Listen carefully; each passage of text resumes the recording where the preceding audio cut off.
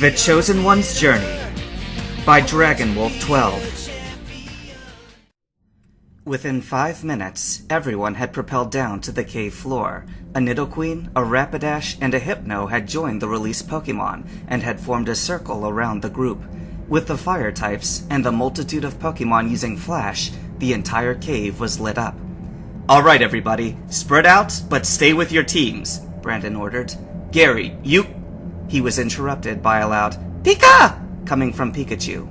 "Something's coming," Ash translated. He closed his eyes and activated his aura sight. Now that there wasn't 10 feet of rock in his way, he was able to map out the whole cavern, as well as take note of several passages leading off. When he saw the Pokemon that were filing through the tunnel, he froze in shock. "No way," he thought. Walking out of the gloom were several dozen impossible Pokemon. Ammonite, Omastar, Kabuto, and Kabutops. "That's impossible," Gary said incredulously. "Those Pokemon have been extinct for millennia!" "They look pretty real to me, Gary," Ash said. "They've probably been in hibernation, and the blast woke them up." "Enough!" Brandon snapped. "Real or not, they are a danger to us. Defensive positions!" Each of the trainers stepped up behind their Pokemon, ready for battle. "Are we aiming to capture them?" Alice asked. "Or just defend ourselves?" her sister Jane continued. "It doesn't matter," Brandon quickly said. "Just don't try to capture one if it puts anyone else at risk." Just then, one of the Kabutops leapt at Staryu with a slash attack.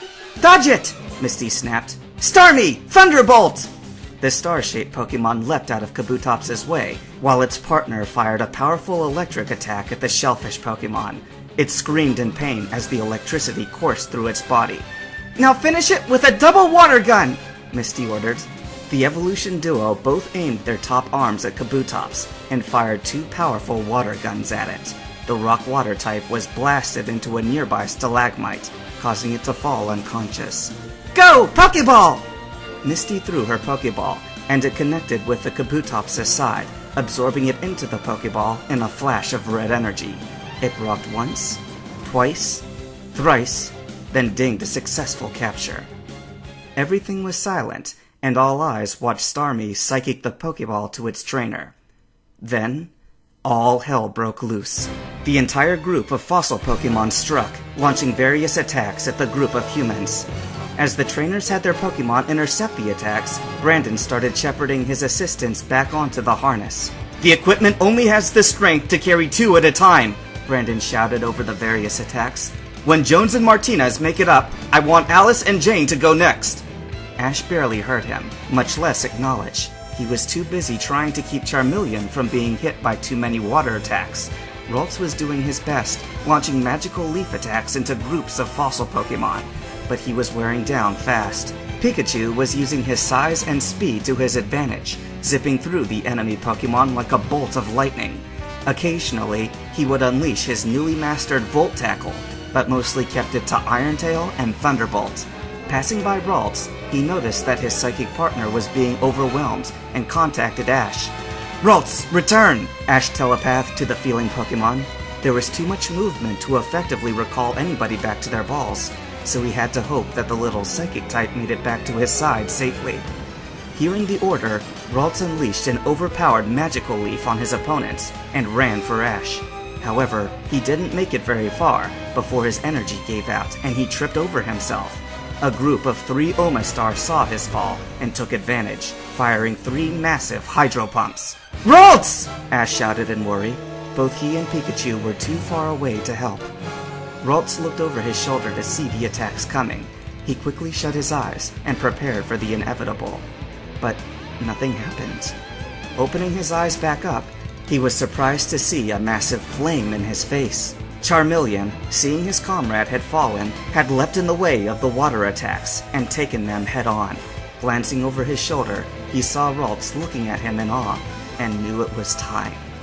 Ash, who'd seen the whole thing, was stunned when Charmeleon's body started glowing brightly. His body grew larger and slightly more bulky, while the horn on his head split into 2.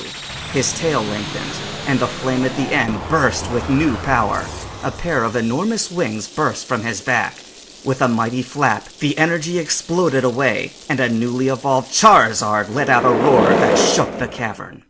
Taking advantage of the lull in battle, Ash whipped out Ralts' Pokeball and recalled him.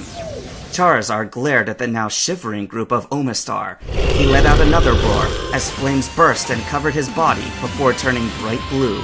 Lifting into the air, he rocketed towards the group of Spiral Pokemon in a powerful Flare Blitz attack, blasting them across the cavern. By now, only Brock, Ash, and Brandon remained, Misty having gone up with Gary. Charizard took a deep breath and was about to unleash a powerful flamethrower attack when all the fossil Pokemon suddenly ran. The cavern was once again quiet as the last Ammonite scuttled down one of the passages. Brock lobbed a Pokeball at one of the Omastar that had fainted near him for an instant capture. "Are they gone?"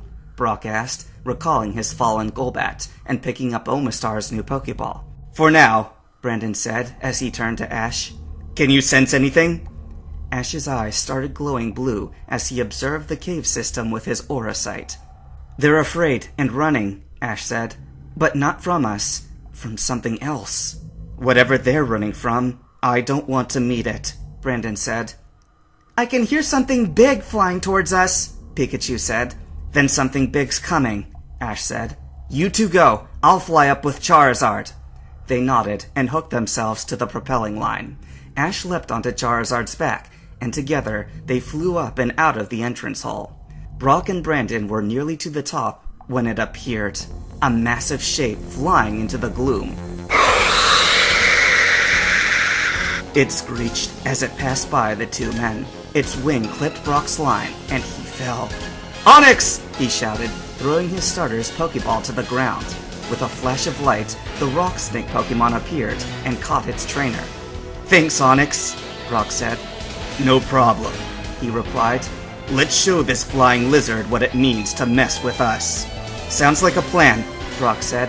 "Start off with Smackdown. Let's get it out of the air." Onix opened his mouth and formed a metallic gold orb of energy and fired it at Aerodactyl. It connected and exploded against the fossil Pokemon's side, sending it crashing down to the ground.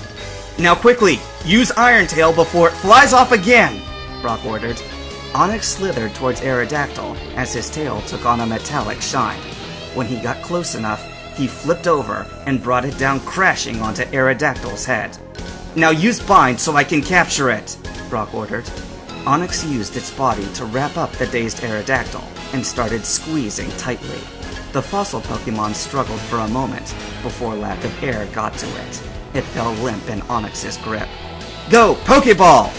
Brock threw his Pokeball, and it connected with Aerodactyl's side. It was absorbed in a flash of red light and was an instant capture due to the damage it had received. "Great job, Onix! Return!" Brock recalled his Onix and hurried to Ash's leftover line to hook himself up. He gave it 2 sharp tugs and was pulled back to the surface.